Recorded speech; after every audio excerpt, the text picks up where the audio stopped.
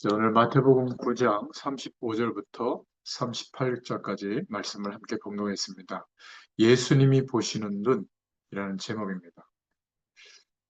우리는 세상에서 살아가면서 어, 교육도 받고 또 사람들의 인생을 보고 또 우리도 살아가면서 겪는 많은 일들 속에서 어, 사실은 갖고 있는 기준들이 다 있죠. 근데 이제 공통된 기준들이 뭐냐면 뭐 이런 거죠. 돈이 있어야 돼. 또 일단 예뻐야 돼. 멋있어야 돼. 또 일단 성공해야 돼. 또 건강해야 돼. 또 행복한 가정이 되려면 이래야 돼. 이런 기준들이 있습니다. 뭐 나쁜 것들은 아니에요. 그러다 보니까 태어나서 이제 내 인생을 내가 살아야 된다라는 자아의식이 이제 청소년기 때 생기잖아요. 이제 그때부터는 그러한 배경 속에서 인생관이 생기죠. 아, 이렇게 살아야지. 이건 좋은 거고, 이건 안 좋은 거고, 이건 내가 기분 나쁜 거고, 이거는 뭐, 좀 좋은 거고, 이런 것들이 이제 살아가면서 내 속에 형성이 돼요. 그래서 독특한 그 사람의 인생이 이제 형성이 되죠. 선택할 때도 그런 것들이 이제 영향을 미칩니다. 자, 그런데 어느 날 예수 믿게 된 거예요, 우리가. 예수님을 믿게 됐는데 처음에는 뭐 인생이 뭐 살만하고 막 생각된 대로 된다면 굳이 뭐 교회 가고 예수 믿겠습니까? 힘드니까 누군가 전해주는 하나님의 말씀을 듣고 나도 예수 믿으면 하나님이 내 인생을 좀 행복하게 해주겠지. 내 힘든 인생을 좀 하나님이 능력으로 역사해 주시겠지. 이제 이런 이유 때문에 예수 믿게 되고 교회 가게 되죠. 그런데 시간이 갈수록 솔직한 사람들은 아무리 내가 신앙생활을 해도 별로 나아지지 않는다는 것을 알게 될 거예요.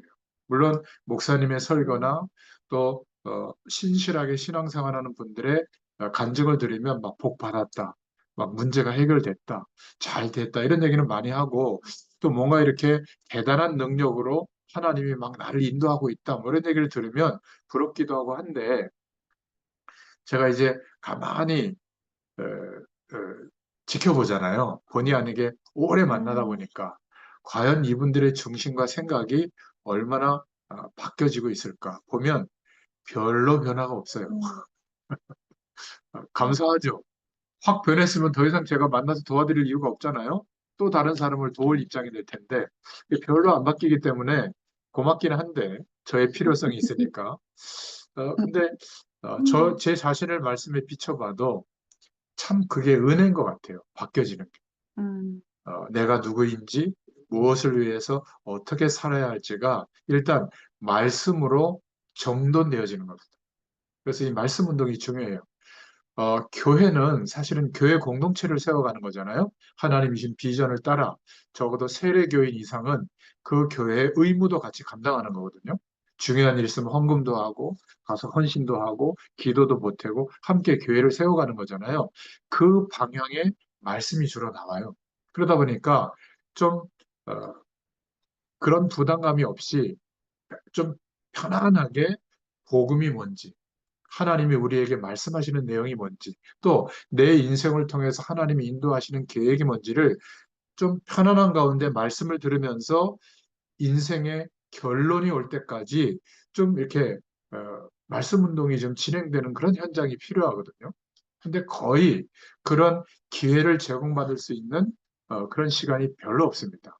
그러다 보면 사람들이 모이다 보니까 교회 안에서 사람들의 성격이나 개인의 인생관을 가지고 또 자기가 옳다고 생각하고 약간 영적 우월감을 느끼는 사람들이 그 기준으로 막 강요하잖아요. 이렇게 해야 된다, 저렇게 해야 된다, 그거 틀렸다, 이것만 옳다. 이러다 보면 서로 또 상처를 주고받다가 뭐 믿음이 생기기도 전에 말씀이 우리 안에 정돈되기도 전에 하나님이 함께하는 천국 배경이 경험되기도 전에 이제 상처를 받고 또 교회를 옮기거나 떠나게 됩니다. 그러다가 주로 무엇만 남냐면 야, 거기 대단한 능력이 나타난대. 막 메시지가 막 너무너무 좋대. 아니면 그 교회 어마어마하게 크대. 거기에 굉장히 많은 하나님의 일이 이루어진대. 주로 이제 이런 분위기나 내용을 쫓아가게 되죠. 그리고 그 속에서 신앙생활을 대부분 합니다. 그런데 막상 현실로 돌아오면 어떤 거예요? 여전히 현실은 그대로 있잖아요. 또 사람들 앞에서 우리가 살다 보니까 사람들의 시선에서 자유롭지 못해요. 늘 신경 쓰고 살고 그것 때문에 막 가족끼리도 막 대립하게 되고 그 제일 버려지지 않는 게 자존심 아니에요? 그 나라고 하는 게 이게 좀 없어지고 싶은데 도저히 안 없어져요. 그러니까 말씀도 나라고 하는 인격체, 자아의식 속에서 말씀을 붙잡다 보니까 하나님의 말씀은 지금도 역사하고 계시는 영원한 말씀인데 여전히 내 인생의 범위 안에 갇혀 있는 거예요. 그러니까 하나님의 말씀과 성령이 함께 하시는 하나님의 나라가 임했는데도 그건 알고 있고 더 특별한 메시지, 더 특별한 어떤 능력, 더 특별한 어떤 변화되어지는 기적 이런 거를 이제 기대하고 있단 말이죠. 그러다 보니까 참 희한하게도 강력하게 이렇게 해야만 복이 온다라고 하는 아주 이렇게 단계를 갖춰진 시스템에 들어가기를 원해요. 사람들이. 주님이 알아서 인도해 주세요. 이러면 답답해해요. 요거 이렇게 해야 됩니다.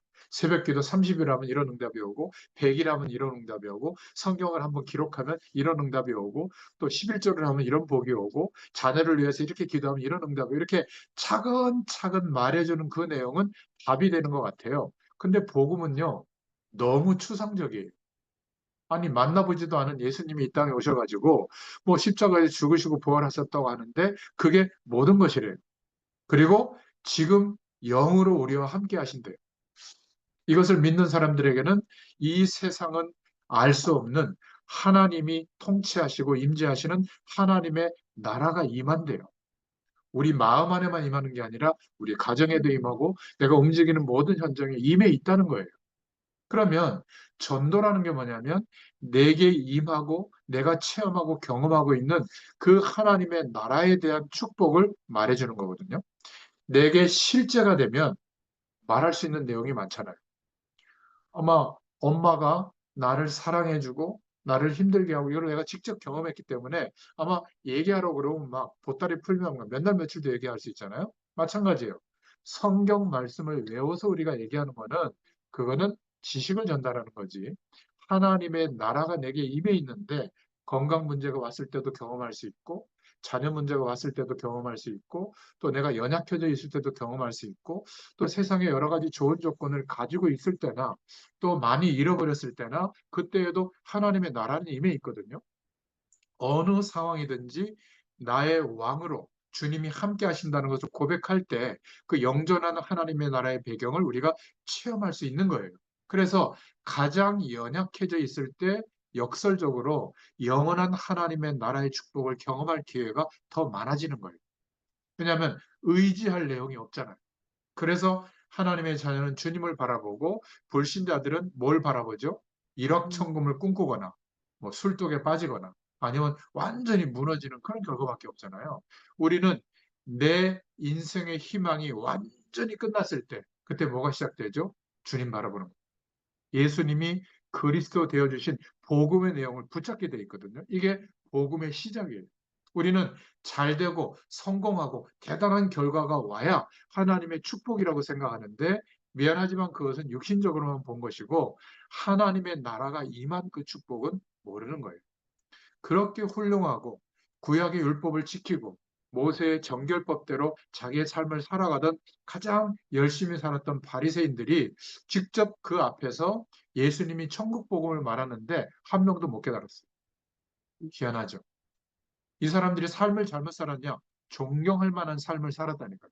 그런데 예수님은 항상 천국 복음을 말씀하실 때 바리새인들을 염두를 두고 화 있을진저 바리새인들아 이렇게 말하고 있거든요. 왜냐하면 우리의 노력과 열심으로 안 되는데 된다는 거예요. 이게 적극적 사고방식이거든요.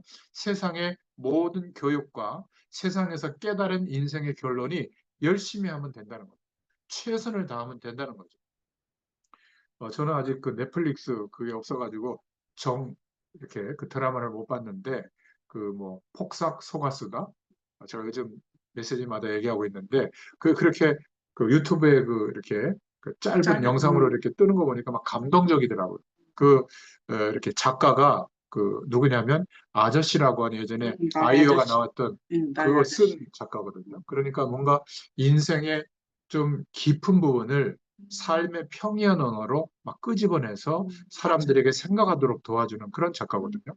또 감독도 잘 만들었고 배우들도 잘했더라고요, 보니까. 핵심 내용이 뭐죠? 각자의 인생의 모습이 있는데 결국에는 착하고 바르고 성실하게 최선을 다하면 결국은 인생에 많은 좋은 날이 온다. 또 각자의 인생을 사는 모습들을 이제 그런 각도로 이제 보여주고 있는 것 같아요. 저는 다 잘 못 봤지만 그러니까 부모의 입장에서 자녀의 입장에서 또 한 어떤 마을 공동체의 입장에서 그런 것들을 보여주고 있더라고요. 그런데 여기 위험성은 하나 있어요. 하나님 없어도 이렇게 감동적으로 인생을 살 수 있구나. 이런 가능성을 열어주는 것은 저는 조금 뭐 브레이크를 걸리는 부분인데 그것 말고는 굉장히 인생을 돌아볼 수 있도록 각자의 입장에서 너무 잘 만들어진 그런 드라마더라고요. 그런데 그런 것들이 말해주고 있는 게 뭐냐면 적극적 사고방식이에요. 맞아요. 최선을 다하면 된다. 사랑하면 된다. 아껴주면 된다. 그런 좋은 사람과 만나면 된다. 그렇게 우리가 선택했잖아요. 저 악한 사람을 내가 선택해야지. 망할 사람을 선택해야지. 저 저주받을 조건을 가진 사람을 선택해야지. 그러고 선택하는 사람 있어요? 다 자기 입장에서 최선을 다해서 선택하고 인생을 결정해 왔잖아요. 그런데 결과적으로 보면 그런 좋은 조건을 아무리 많이 갖고 있어도 그리고 이 세상에서 보통 사람들이 가질 수 없는 학문과 노력과 사회적 지위가 왔고 권력도 가지게 되고 이런 사람들이 결국 보여주는 모습들 보세요. 그 여권의 아주 핵심 중에 한 사람이 또 자살했잖아요. 뉴스에 나오던데. 아니 뭐 잘못했다고 하고 뭐 문제 있으면 가서 뭐 감옥 갔다 오고 이러면 될 텐데 내가 아니라고 비춰뒀던 그 가식적으로 꾸며왔던 그런 최선을 다해왔던 인생이 오늘 하루아침에 날아갈 것 같으니까 못 견디는 거예요. 결국 제 개인적으로는 사단의 세력에게 사로잡혀 버리니까 마지막 그런 선택을 한 게 너무 안타까워요. 여러분, 인생은 제가 서론을 장황하게 설명하고 있는 것 같지만 우리가 바라보고 살아왔던 그런 기준은 결국 한계가 올 수밖에 없고 들이닥치는 재앙을 막을 길이 없는 겁니다. 왜 하필이면 안타깝지만 산불이 나는 그 현장에 살고 있을까요? 왜 하필이면 그 지진이 일어나는 나라 속에 살고 있을까요? 재앙이 임하는 곳에. 그렇죠? 우리도 태어났는데 그런 현장에 살아갈 수 있을 거 아니에요? 너무나 안타까운 거예요. 내 힘으로 할 수 있다라고 생각하는데 막을 수 없는 인생의 어마어마한 재앙과 재난이 들이닥치는 겁니다. 그러나 기억하세요. 예수님을 그리스도로 믿고 영존하는 하나님의 나라의 배경 속에 있는 사람은 설사 죽음의 문제가 올지라도 끝나는 게 아니죠. 이미 아멘. 영원한 생명을 보장받았고 영원한 천국 배경이 보장되어 있기 때문에 죄와 사망의 법 아래서 사는 사람들이 불안해하는 그런 인생은 끝난 거예요. 그렇기 때문에 담대하게 임할 수 있고요. 더 이상 저주와 재앙을 하나님이 허락해서 깨닫게 하는 그런 인생이 아닌 거예요. 왜? 아멘. 그리스도 안에 있기 때문에. 아멘. 그래서 신앙생활의 원리와 어느 정도의 단계가 있는데 하나님께서 예수님을 보내신 이유가 예수 그리스도를 바르게 알고 믿을 때 옛사람, 하나님 모르고 살아왔던 인생과는 끝난 겁니다.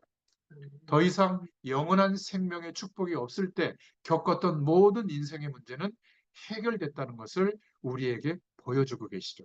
그렇다면 아무것도 염려하지 말고 예수 그리스도의 약속을 붙잡고 이 비밀 속으로 들어가서 주님을 바라본다면 하나님이 주시는 응답이 오게 될 줄로 믿습니다. 그 대표적인 단어가 천국 배경이 임하는 거예요. 천국 배경이 임하면요. 어떤 것도 문제가 되지 않습니다. 아멘. 예수 믿는 것에는 단계가 없어요. 믿으면 구원받습니다. 그러나 우리가 믿고 살아가는 신앙생활에는 몇 가지 단계가 있어요. 예수 믿으면 바로 하나님의 자녀죠. 그러나 신앙생활에는 어느 정도의 단계가 있는데 그래서 현장에서 지속적으로 말씀 운동 속에서 복음이 전부구나.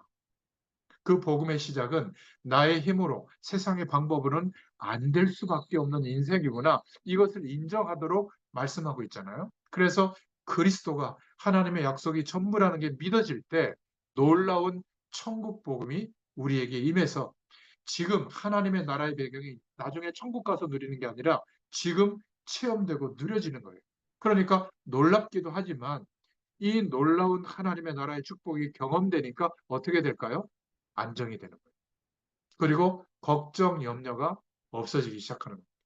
때로는 우리가 연약해졌을 때 힘들기도 하지만 그러나 금방 주님을 바라보면 어떻게 될까요? 또 이 천국 배경이 누려지잖아요. 그러니까 또 하나님 앞에 서서 주님 바라보고 인도받는 것이 이게 쉬운 거예요. 하나님 안 바라보고 오늘 하루를 사는 것과 하나님 바라보고 사는 것이 완전히 차이 나는 인생이 되는 겁니다. 그래서 오늘도 이 시간에도 지금 우리가 여기에 있는 거예요. 물론 뭐 드라마를 볼 수도 있고 우리가 세상 속에 있을 수도 있지만 시간과 장소를 정해서 하나님 앞에 예배하고 있잖아요.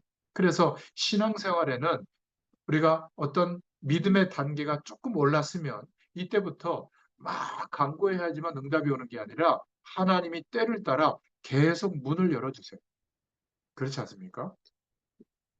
저 여러분들을 막 전화해가지고 사정사정해서 만나자고 한 적이 없잖아요. 어느 날 하나님이 이렇게 저렇게 마음 문을 열어주셔서 전화를 주시고 또 와서 좀 말씀 전화 달라고 하고 또 저 미국에 있는 아드님이 장로님이 또 이렇게 부탁도 하시고 그래가지고 시작된 거 아니겠어요? 시작돼 보니까 이게 보통 일이 아니구나. 우리가 정말 간과했던 하나님의 나라의 배경이 우리에게 임해 있는데 이것을 까마득하게 놓치고 살아갈 뻔했는데 이제 회복시켜 주시고 계시잖아요. 우연히 미국에 가서 사는 게 아니라 세계복음화의 가장 중요한 나라 속에 거기에 정착하게 하고 이제 또 후대가 또 가잖아요. 단순히 막 좋은 대학에 갔다, 앞으로 성공이 보장됐다, 그게 아니라 영적인 눈을 뜨고 보면 하나님께서 우리가 멋모르고 기도했어요. 자네들을 두고 세계복음화의 일꾼이 되게 해달라고 하나님이 인도하고 계시는 줄로 믿습니다. 그래서 분명히 교회도 이 복음의 능력이 체험될 수 있는 교회로 인도해 주실 줄로 믿습니다. 그거 기도하시면 돼요. 뭐 집을 어디서 살든지 뭐 공부를 어떻게 하는지 그거는 이제 본인이 헤쳐나가면 돼요. 하나님이 인도할 겁니다. 가장 중요한 거 본질적인 하나님의 축복을 누릴 수 있는 문이 열리게 해달라고. 그러한 만남의 축복을 이루어지게 해달라고. 학교 가서도 그런 만남이 이루어져야 될 거 아니에요? 그러면 끝나는 겁니다. 그래서 신앙생활에는 그러한 축복의 기준이 우리에게 딱 정리가 되면 이때부터 평안하게 많은 하나님의 응답의 문이 열리고 깨달을 수 있게 될 줄로 믿습니다. 복음을 받고 몇 가지 이런 신앙의 원리가 바르게 이해되면 이때부터 막 악착같이 빌어야만 응답이 오는 게 아니라 날마다 하나님이 함께하는 응답이 계속 오게 되는 거예요. 말씀에 대해서, 복음에 대해서, 전도에 대해서 정리가 되면 어느 날부터 응답의 문이 열리기 시작하는 겁니다. 이렇게 말씀 운동을 현장에서 지속하고 있는데 우리에게 이제 하나님의 나라의 배경이 체험되기 시작하면 그때부터 하나님이 문을 여시거든요. 사람에 대한 문도 여시고 전도와 선교에 대한 문도 여시고 하나님이 역사해 주세요. 저는 이런 체험이 너무 많아요. 그것도 너무 드라마 같은 그런 응답들이 많습니다. 이번 주에도 그런 은혜가 있었는데요. 아무튼 우리 후대들이 또 믿음의 후배들이 이러한 것을 체험하고 삶 속에서 사회생활을 해 나가야 될 줄로 믿습니다. 자, 그렇다면 이 배경으로 오늘 말씀을 간단하게 정리해 보겠습니다. 예수님의 행적은 다른 게 아니에요. 기적을 베풀고 문제를 해결해 주고 그게 목적이 아니라 나로부터 영원한 하나님의 나라, 천국이 시작되어졌다. 이것을 말씀하기 위해서 기적도 베푼 거거든요. 그래서 예수님의 말씀은 세상 사람들이 이해하기 힘든 내용이에요. 평이한 말인 것 같지만 도저히 중요하다. 세상을 뒤바꿀 만한 능력이 많은 말씀이다. 그렇게 여겨지지 않는 거예요. 이 정도는 얘기해야 되는데 100배의 축복. 그렇죠? 두드려라 막 문이 열릴 것이다. 막 뭐 어마어마한 막 뭐 이런 내용이 나와야 되는데 심령이 가난한 자가 복이 있다. 뭔 소리야? 애통하는 자가 복이 있다. 온유한 자가 복이 있다. 전혀 복과는 상관없잖아요. 세상에 막 복이라고 생각하는 거예요. 갑자기 막 비트코인 뭐 5만 원, 10만 원 할 때 막 100개 사놨는데 1억, 1억 뛰면 100억, 200억 되면 그게 복이라고 생각하잖아요. 그것도 복이죠. 그런데 예수님이 지금 많은 기적을 베풀고 응답을 받은 사람들 무리 속에서 제자들을 불러내서 말씀하시는 산상보훈의 말씀을 보면 세상 사람들이 이해될 수 없는 말씀들이에요. 그런데 너무나 중요한 말씀들이에요. 기도도 그렇게 자꾸 얘기하지 마라. 다 알고 계신다. 하나님이. 너희는 이렇게 기도해라. 하늘에서 이루어진 그 뜻대로 이 땅에서 이루어지도록 기도해라. 그거예요. 그렇잖아요? 그럼 그게 뭘까요? 영원한 하나님의 나라의 축복이 이루어지도록 기도해라. 다른 말로 성령으로 함께 하시는 그 은혜를 구해라. 전도는 명령이 아니라 될 수밖에 없는 거예요. 사명은 명령이 아니라 사명을 가질 수밖에 없는 거예요. 아유, 너무 좋네요. 저 인간들은 예수 안 믿으니까 저주 속에 살아라. 이거는 복음을 잘못 깨달은 거죠. 안타까운 심령이 회복이 돼요. 영혼에 대한 안타까움이 일어나게 돼 있어요. 그러니까 나에게 안 좋게 해도 어떻게 해요? 복음 전할 대상이니까 좀 참을 수 있는 거예요. 좀 용서할 수 있는 거예요. 기다려줄 수 있는 거예요. 그런데 이런 구령령에 대한 영혼에 대한 안타까움이 일어나지도 않는데 참아라, 용서해라, 사랑해라 미치는 겁니다. 승질이 일어나는데 막 울그락불그락 참다가 내가 이제는 수위를 넘었어. 내가 이제는 본때를 한번 보여줘야지 참았던 거 다 나열해가지고 내가 말이야 내가 하나님 때문에 참았는데 이제 도저히 용서 못해 이렇게 되는 겁니다. 이렇게 말하는 저도 똑같아요. 그러나 하나님이 함께 하시는 그 축복을 누리면 바뀌어요. 내가 바꾸려고 안 했는데 자연스럽게 바뀌어요. 바뀌어지는 것이 정상이에요. 그러니까 창조의 빛이 임했는데 어떻게 흑암의 문화가 남아 있겠습니까? 그렇죠? 말도 안 되는 거예요. 이리저리 해달라는 게 아니라 하늘에서 이루어진 것을 간구해라. 그 결과 치유의 역사도 행하시고 귀신 들린 자도 고치시는 그런 응답이 오는 겁니다. 예수님께는 당연히 이런 일을 행할 능력이 있죠. 세상 사람들이 전혀 알 수 없는 말씀을 가르쳐 주신 거예요. 산상수훈을 통해서. 그래서 마태복음 9장에도 일반 사람들이 할 수 없었던 귀신 들린 자를 고치고 각종 병으로 약한 자들을 고치신 겁니다. 무리를 보시고 불쌍히 여기시고 이들이 목자 없는 양과 같이 고생하고 기진한 예수님이 가지셨던 탄식이 있었던 거예요. 우리에게도 이 탄식이 있어야 되는데 경쟁 상대로 보고 상대적 열등감을 주는 상대로 보고 부러움의 대상으로 보고 아니면 업신여기는 대상으로 본다면 아직 우리 속에 있는 복음이 빈약한 거예요. 그렇지 않겠습니까? 몇 가지 전제로 하나님이 우리에게 눈을 열어주실 거예요. 사물과 인생과 현장을 보는 눈이 몇 가지가 있는데 그냥 육신적으로만 보는 눈이에요.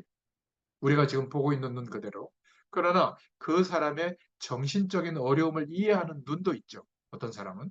또 이 세상에 우리가 알 수 없었던 많은 지식들을 이해하는 지식적인 눈도 열려있는 사람이 있습니다. 그러나 하나님을 떠나서 출생한 인생은 그 어떤 것으로도 해결이 될 수 없구나. 결국은 죄와 사망의 권세 아래 묶이게 되고 사단과 귀신의 세력에 장악당하게 되는구나. 이것을 해방받을 수 있는 길은 복음밖에 없구나. 이런 영적 세계를 보는 눈이 열려지게 될 줄로 믿습니다. 만약 복음을 모르면 주로 살아가는 인생관이 먹는 거 중심으로 살아요. 그냥 의식주 위주로. 편안하고 행복하고 더 많이 먹고 더 좋은 집에 더 좋은 옷을 입고 그러려고 돈 벌고 노력하는 거 아니겠어요? 나뿐만이 아니라 자녀들, 손주들까지 더 잘 먹게. 창세기 3장에 하나님의 영원한 축복의 조건으로 기계적으로 창조지 않고 약속을 줬잖아요. 선악과 약속. 그런데 육신의 눈이 밝아지니까 어떻게 되죠? 뭔 선악과가 먹음직하고 보암직하고 탐스럽게 보입니까? 그렇죠. 우리의 인생은 보암직하고 먹음직하고 탐스럽기로 한 게 아니라 무엇을 보려고 우리의 축복을 허락해 주셨죠? 인생을 하나님의 나라의 배경을 경험하라. 우리의 노력으로 안 되는구나. 우리의 조건으로 안 되는구나. 그 배경 속에 있을 때 우리의 인생은 상관없구나. 하나님의 역사하심이 나타날 수밖에 없구나. 이런 것을 경험하라고. 조금 더 하나님 없어도 여유 있게 있으면 노는 것 중심으로 살죠. 더 많이 놀고 더 많은 곳에 가고 여행하고 뭐 이런 중심으로 삽니다. 노세 말이죠. 더 노력해서 더 큰 성공이 오도록 창세기 11장에 그죠? 바벨탑 인생관이 형성되는 거죠. 복음 모르면 이렇게 갈 수밖에 없는 거예요. 그래서 불신자들은 이런 내용 속에서 영적인 문제가 들이닥치는데도 모르고 살고 있는 겁니다. 많이 먹고 살아가고 놀고 일하고 성공하는 것이 틀렸다는 말이 아니에요. 창세기 3장 사건으로 인해서 인생에게 들이닥치는 저주가 저와 여러분과 집과 개인에게 영향을 입히고 있다는 사실을 알아야 되는데 모르고 살고 있는 거예요. 그렇다면 누군가 한 번쯤은 정확하게 얘기를 해줘야 되잖아요. 그런 마음을 열어주는데 우리는 그때 뭘 말하죠? 예수 믿으면 복받아. 예수 믿으면 건강해져. 병 나. 행복해져. 이거밖에 얘기 못 하는 거예요. 내가 누리고 체험하고 있는 하나님의 나라가 이런 축복인데 왜 이런 축복이 내게 왔는지 믿음의 내용이 뭔지를 설명해 줄 수 있는 내용이 있어야 되거든요. 그게 말씀으로도 정돈돼야 되지만 내 삶의 인생의 이야기로도 정돈이 돼 있어야 되는 거예요. 그런데 그거를 외워서 정돈하는 게 아니라 하나님의 나라의 축복을 경험해 본 사람은 누구도 말할 수 있어요. 무식해도 말할 수 있고 유식해도 말할 수 있고 왜? 사실을 가지고 있으니까. 사실을 보고 체험했으니까 말해줄 수 있는 거예요. 그래서 그냥 하는 말이 하나님이 사랑이셔. 내가 널 위해서 기도하고 있어. 이것도 내가 그런 마음으로 얘기하잖아요. 성령으로 역사하는 능력이 될 줄로 믿습니다. 다른 거예요. 성령의 역사하심이 다른 겁니다. 내가 완벽하게 말씀을 준비해서 전달해야지면 된다. 이렇게 생각하는데 성령의 역사는 그렇지도 않아요. 오히려 신학 교수들이 이야기할 때 성령의 역사가 빈약하게 나타날 경향도 많습니다. 그런데 예전에 저 시골의 할머니들이 교회 와서 국가와 민족과 대통령을 위해서 기도했거든요. 그때가 훨씬 더 우리나라가 영적으로 좋을 때가 많아요. 지금 보세요. 우리나라가 이렇게 발전해 있는데도 불구하고 막 좌우로 나눠져 가지고 조선 말기처럼 막 싸우고 있잖아요. 그냥 싸우는 정도가 아니라 서로 죽이려고 그래요. 진짜로. 너무 심각한 거예요. 그 사이에 막 무속의 배경, 역술의 배경, 이상한 막 사이비 집단들이 막 창궐하고 있거든요. 교회는 자꾸 쪼그라들고 있는데 이런 이상한 종교단체들은 막 창궐해서 어마어마한 부를 가셔요. 지금 과천에도 1,600억인가를 주고 이마트 건물을 다 샀어요. 신천지. 거의 본부거든요. 160억도 아니고 1,600억을 주고. 그런데 저에게는 2천만 원에 월세 75만 원 그것도 고민하고 있단 말이에요. 이게 말이 되는 겁니까? 이렇게 득세하고 있는데 나는 먹고 사는 일에만 집착하고 있다면 진짜 애통한 마음이 없는 거죠. 그 사람은 하나님의 위로가 없는 거예요. 막 그 적개심을 가져라 그 말이 아니라 복음의 능력은 역사하는 힘이 있다. 저와 여러분을 통해서 이 축복을 드러내려고 우리 인생 가운데 보면 저주의 세력들이 판을 깔아놓은 거예요. 그 속에 우리가 있는 겁니다. 피하지 마세요. 요것들 봐라. 좋다. 하나님, 나를 통해서 역사하여 주옵소서. 이런 은혜가 우리에게 회복될 줄로 믿습니다. 성도들은 육신적인 것과 영적인 것을 다 같이 알아야 돼요. 어떤 사람은 내가 그냥 세상에서 사는 거, 공부하는 거, 일하는 거, 그 별거 아니야. 아니에요. 우리는 불신자들이 아는 육신적인 것을 알고 최선을 다하면서 그들이 모르는 영적 지식을 깨닫고 거기에 대한 답을 가지고 살아가야 될 줄로 믿습니다. 이런 답을 가진 사람이 그 분야에 섰을 때 그 분야의 저주의 문화가 바뀌는 거예요. 그래서 오늘 두 번째로 이런 영적인 눈이 열린 제자가 없음을 한탄하시는 말씀이 오늘 마태복음 9장 35절부터 38절이에요. 불신자들이 아는 것도 우리가 알고 있으면서 그런 전문성도 있으면서 영적인 것을 아는 제자가 없는가? 추수할 것은 많은데 일꾼이 적다. 그러므로 추수하는 주인에게 청하여 추수할 일꾼들을 보내주소서 하라 하시니. 제가 한 번 가봤지만 그 우리 혜진 집사님 그 카페에 가봤지만 야, 참 전문성이 있다. 남들이 모르는 그 다양한 그 커피에서 나오는 여러 가지 그것을 장단점을 이해해 가지고 매니아들을 구축해서 그 대기업, 그 스타벅스가 옆에 있어도 말이죠. 살아남잖아요. 뭐 어려울 때도 있지만. 근데 더 중요한 것은 그 위에 제조실에 가보니까 커피를 가지고 세계보고마의 꿈을 거기다 써놨더라고요. 영적인 비밀을 갖고 있는 겁니다. 하나님이 누구에게 역사하겠어요? 그죠? 제가 알기로는 또 막 선교 현장을 두고 기도도 하고 헌신도 하고 있는 것 같단 말이죠. 하나님이 얼마나 기뻐하겠습니까? 그렇죠?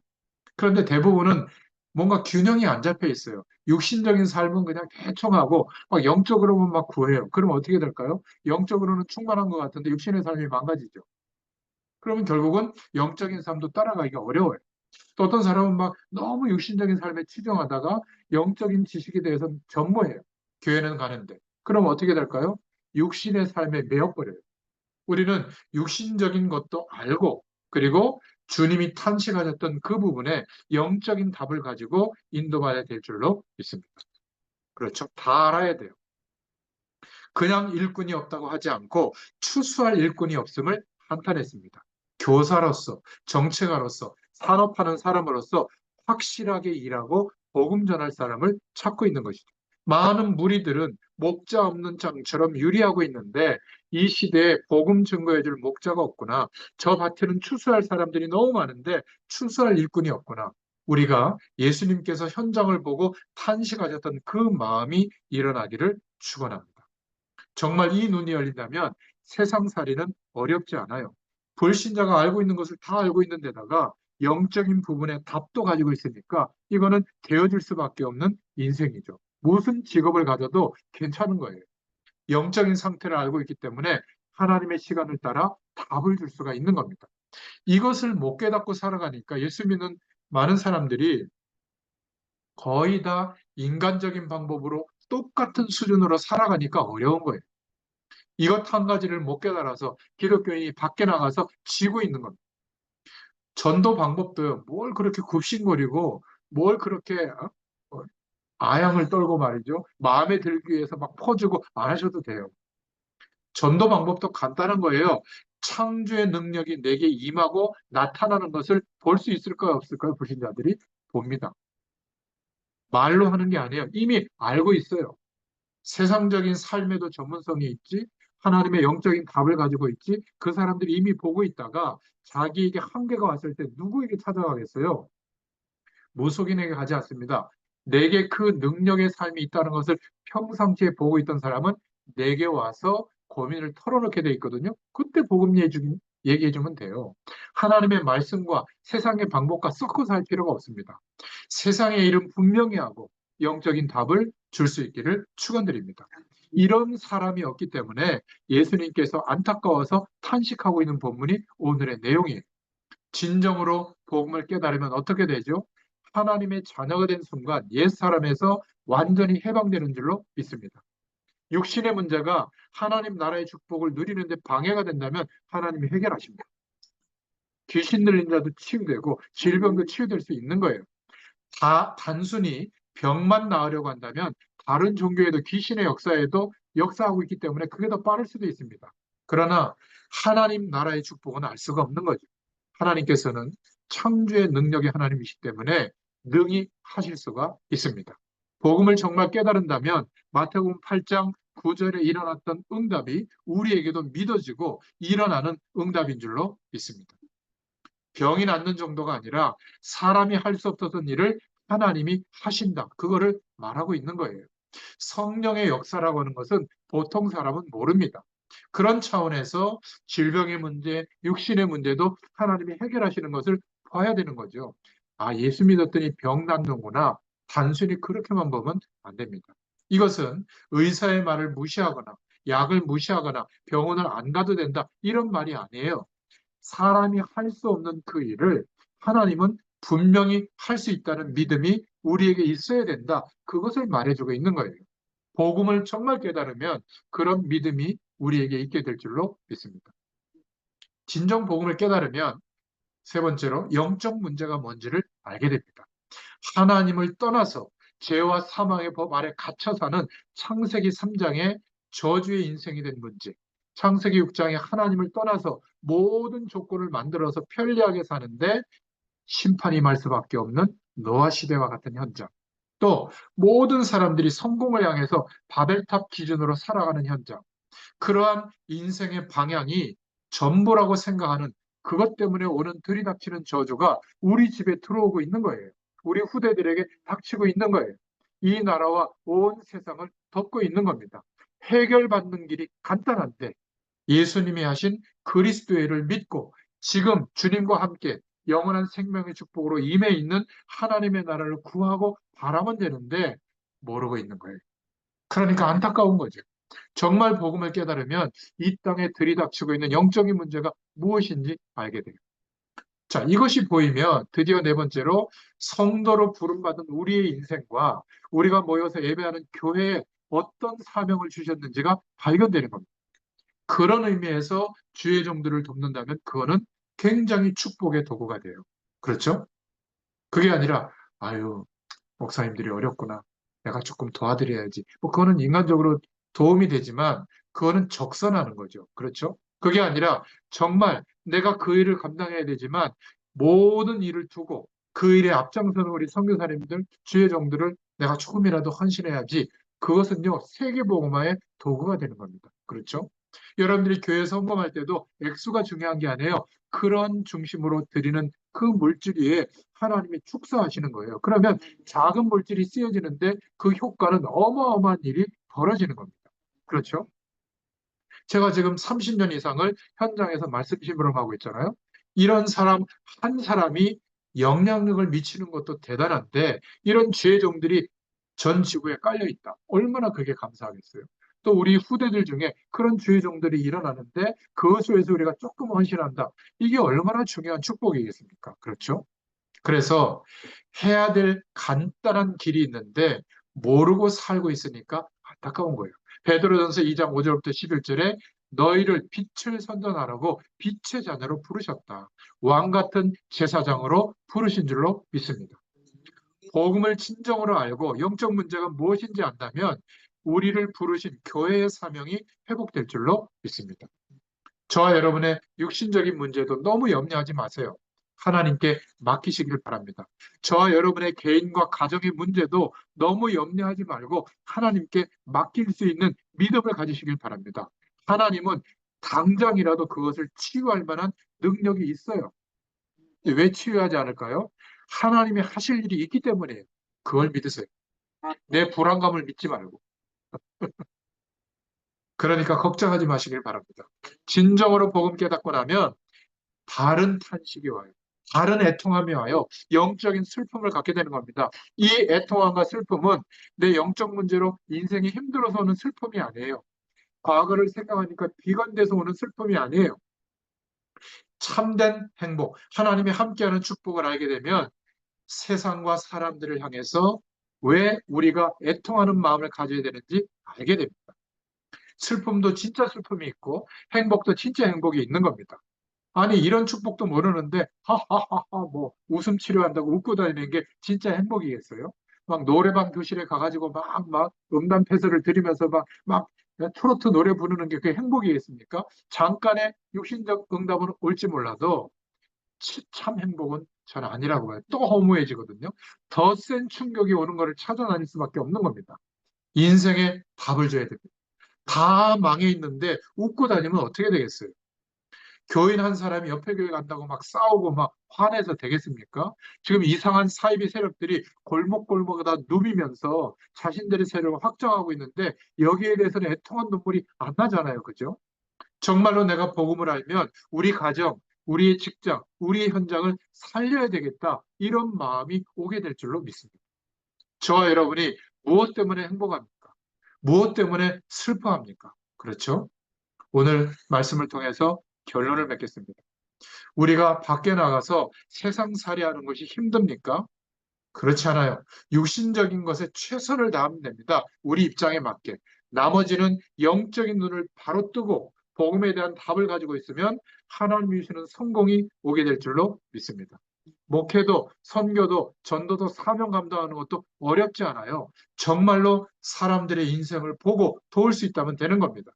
이런 사람이 없어서 예수님께서 탄식하고 계신다. 육신적인 것, 세상적인 것 열심히 하고 영적인 눈만 열려 있으면 세상을 끌 수 있고 변화시킬 수 있을 줄로 믿습니다. 아멘. 이런 사람이 지금 없는 거예요. 오늘 말씀을 기억하세요. 추수할 것은 많은데 추수할 일꾼이 없구나. 예수님의 탄식을 들을 수 있기를 바랍니다. 저와 여러분이 삶의 이유가 이 속에서 나온다면 당연히 하나님의 축복을 받을 수밖에 없는 거예요. 그래서 몇 가지가 정리되기를 바랍니다. 여러분의 기도 제목이 정리가 돼야 돼요. 그렇죠? 하나님의 부르심 앞에서 한번 점검해 보시고 말씀도 정리될 수 있기를 바랍니다. 전도도 정리될 수 있기를 바라요. 여러분들의 삶 속에 일주일에 1시간 정도 시간을 내세요. 그래서 이렇게 말씀 운동을 열으세요. 여러분 현장에. 그러면 복음이 사실화되고 영적인 파장이 나타나면서 내 삶에 연결됐던 사람도 우리가 붙잡고 기도해 주잖아요. 중보기도. 그 중에 하나님의 구원의 시간이 되면 전도의 문이 열리고요. 그들 중에 다는 아니지만 말씀을 지속적으로 양육받을 사람이 찾아져요. 대부분 한두 명 시도해보다가 자꾸 중단하잖아요. 계속 시도하세요. 괜찮아요. 어떤 사람은 복음 한 번 듣고 끝나는 사람이 있고 어떤 사람은 양육 한 번 받고 끝나는 사람이 있어요. 이렇게 1년, 2년 가다 보면 그 사람들 중에 저와 여러분들처럼 말씀으로 완전히 변화되어지는 그리스도의 제자가 세워질 줄로 믿습니다. 그러면 그 사람들과 한 팀이 되어져서 본격적으로 땅끝까지 복음 전할 수 있는 꿈을 꿀 수 있기를 바랍니다. 하나님이 이때 우리의 산업도, 우리의 후대도, 우리의 가문도 축복하실 줄로 믿습니다. 이렇게 정리가 돼야 돼요, 신앙생활이.